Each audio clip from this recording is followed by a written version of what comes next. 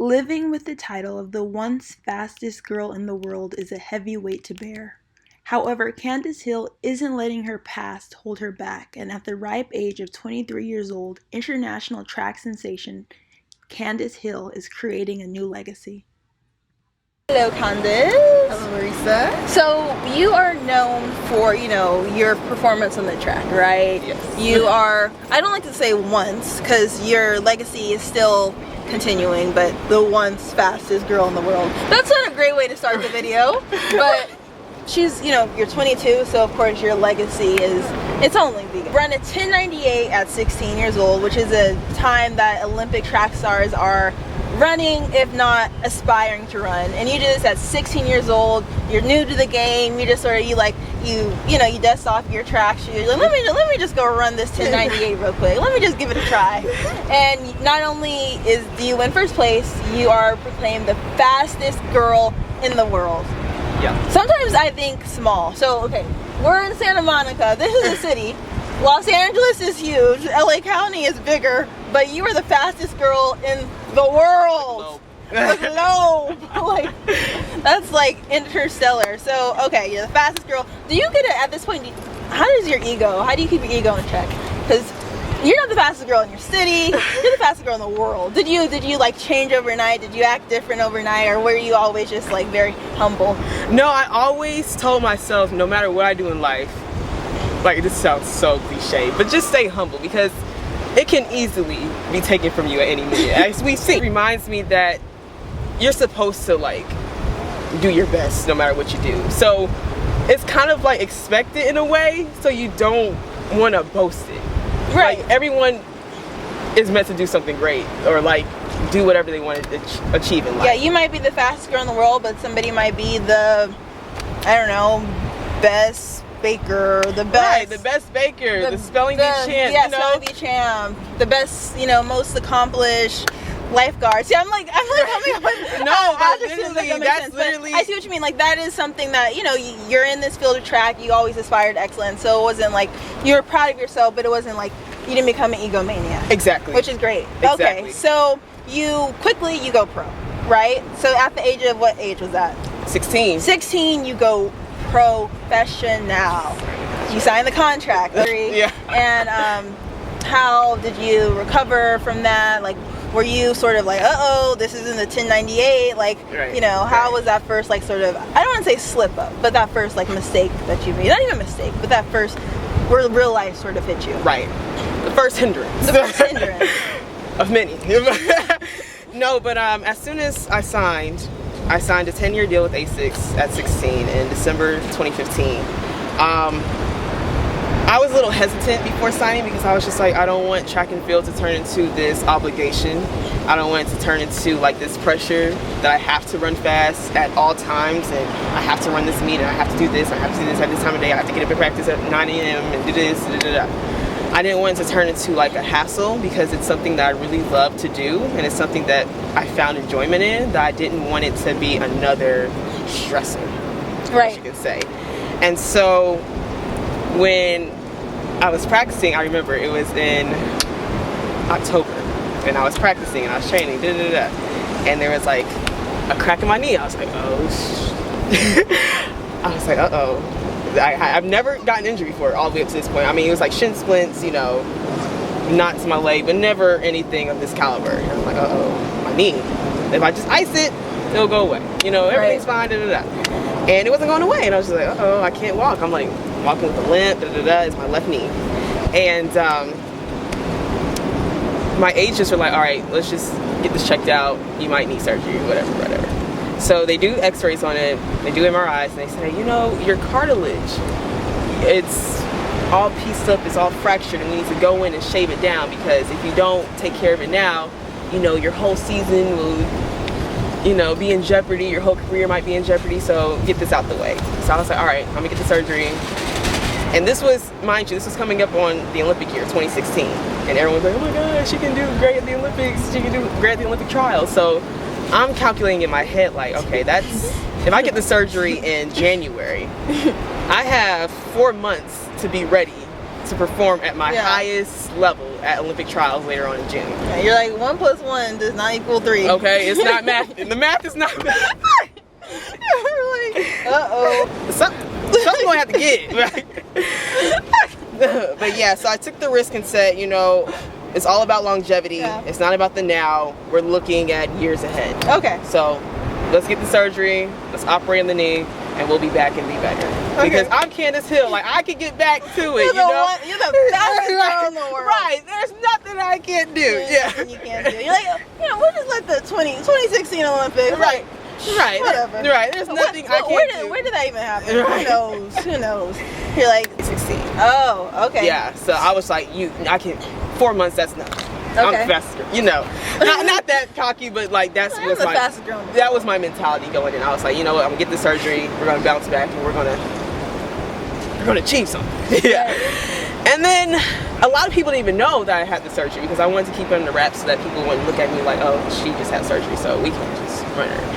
And then when I told people like, yeah, like I was out for 4 months, you know, I only had a month of actual like hardcore training to get back. They're like, wow, and you were able to do all this and still go on later on to World Juniors and win the 4x1 and 100? And I'm like, yeah.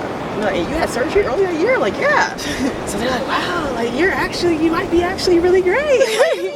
Something like that. Like superhuman. 17, the success sort of came easy to you, so to speak. Right? Like you just step on the track, you're the fastest girl in the world, like you're competing at the Junior World Championships. Like in months prior, you had just like had surgery. So you, nevertheless, like senior year hits, right, of high school, and that's the time when we're all applying for college apps.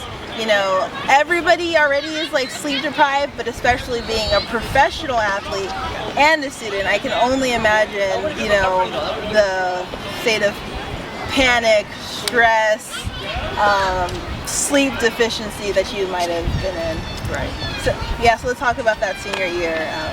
Okay, so senior year I went to a magnet school, mostly specializing in science, math, and technology, so it's in school. And their curriculum is not like the average high school, I'm not even gonna lie. We're taking college level courses in high school. And so at the time I was taking 4 AP classes. Yeah. I was taking AP Physics, AP Calc 2, AP Lit, and I believe it was, I feel like AP Government or something like that. And I was like, what am I getting myself into? But like I said, I like to hold myself to a high standard. I love school. School always came easy to me and I wanted to just excel in whatever I did.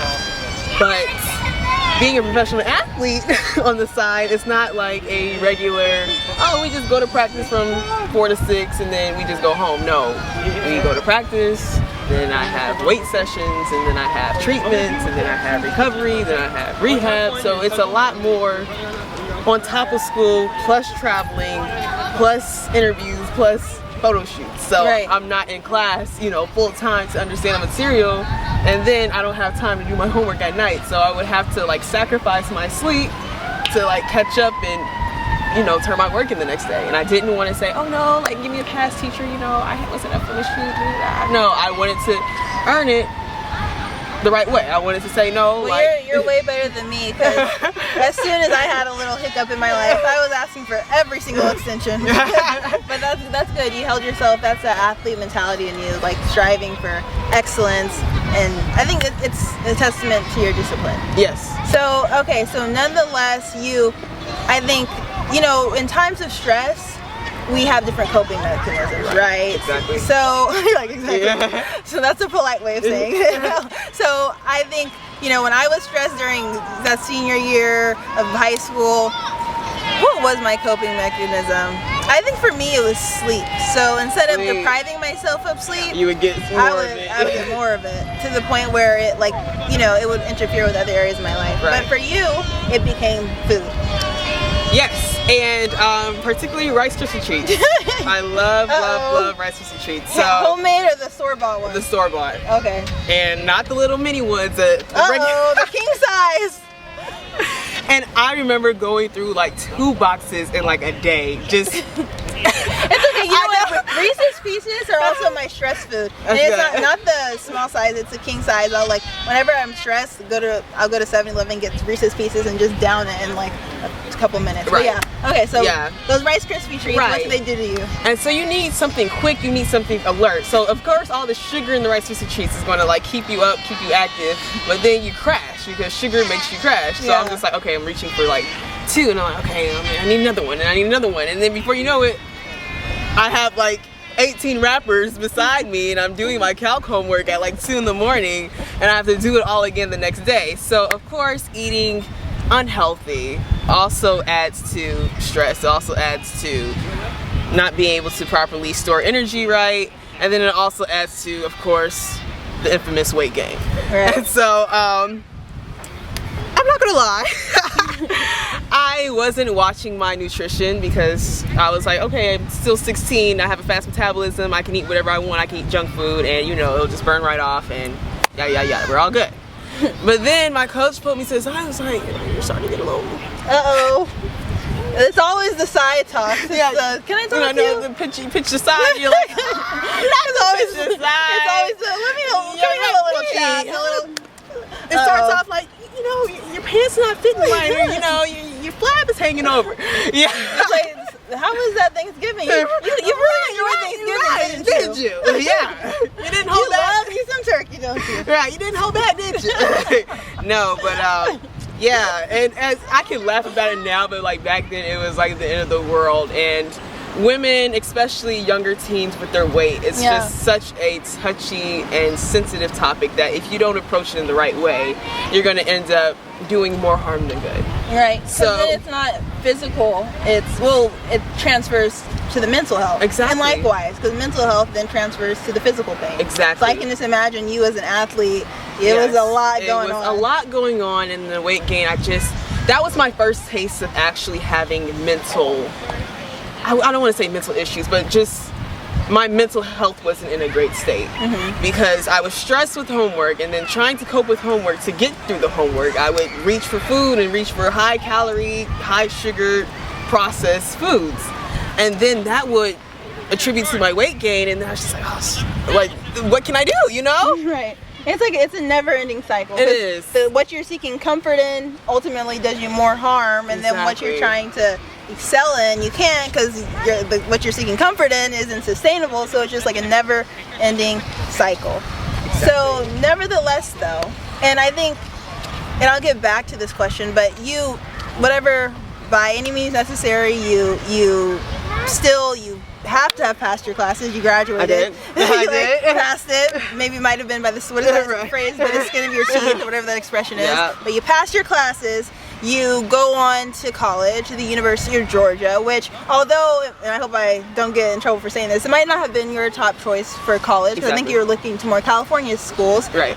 It is still a very,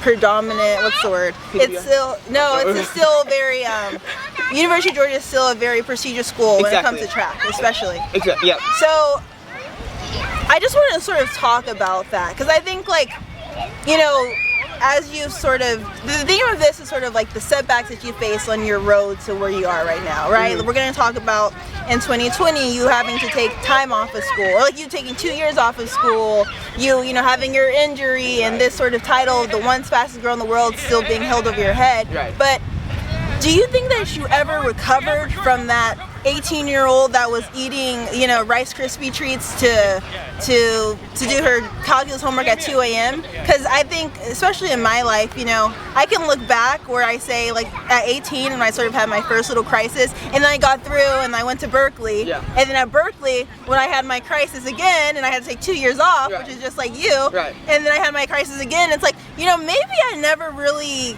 recovered or never really like patched myself up from that 18-year-old, that initial sort of jolt. Exactly. So looking back, do you feel like that was what it was, or like, did you still come into, how were you going into college? Was it like a fresh start for you? What was your mindset? Because it's like things don't just happen. Right. So, speaking on the eating and gaining weight, I still have problems to this day with my weight, with my diet and everything like that. I'll still look in the mirror and have some type of body dysmorphia because I'm just like, oh my god, like I see extra flap hanging over, or I like pinch myself like randomly and say like, oh my god, like this is it. So I really haven't healed completely.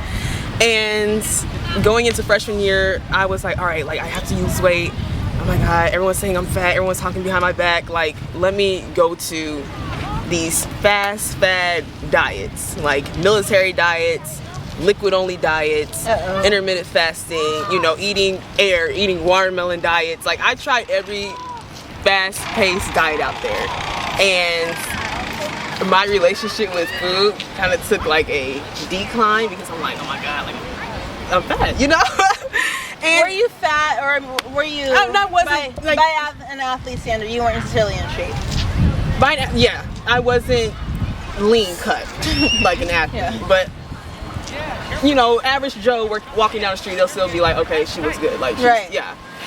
And so my mom was like, girl, you're going crazy, like, you know, you're calorie counting, you know, you're starving yourself, like, what's up? And I was like, Mom, like, I gotta be skinny, I gotta weigh, and I was like weighing myself like 5 times a day. It was like, yeah. So okay, so you're having these like diet problems at college, which is like the feeding ground for the freshman 15. Oh yeah. So there's already that stigma in your freshman year. Right. And how were you adjusting to that transition to college? Like your friends, did you have a supportive friend group? Right. You know, looking back, was it like, oh, maybe I shouldn't have hung out with those people? How was your, like, that whole transition beyond just the whole diet and athlete part of it? Like, you as a student, how are you faring? Right, so I was majoring in something that I really necessarily didn't want to do, and University of Georgia is really, really good in their business department, and so I was majoring in finance at the time, and that's why I went to UGA. And I think the transition was tricky because you're on your own, you don't have your parents to cook for you, you know, you don't have your parents to say, hey, don't hang out with that crowd. I'm going to get something out of it. And so that's when I was like, all right, I'm deciding to go back into school. So okay. I'm currently. And now you're currently in school and you're doing school and track. I'm doing school and track. So how do you feel that having like done, you know, had a time where you were pouring too much into school and then you were like, track was falling by the wayside, and then when you were pouring into track and then school was falling by the wayside, now that you are like have this balance, and it's like, again, you're only 23. Yeah. So it's like, how do you think that's going to inform the rest of your career? Because I think, how do you think it's going to inform the rest of your career? Discipline and balance for me, because I say I was disciplined in college, but I really wasn't. Like, I was going to bed at wee hours and doing, like, spending time on Instagram, mindlessly scrolling and doing things I don't need to do. But now, since I'm mature and I've realized the importance of discipline, I feel like I can get it done and get it done successfully this time. And also, I've already experienced, you know, putting 100% to track, and that didn't, you know, fulfill you. Right. And it didn't yield the results that I thought it was going to. So I'm like, well, like, F it, basically. Like, I'm going back to school and I'm doing what I want to do, and let the chips fall where they may.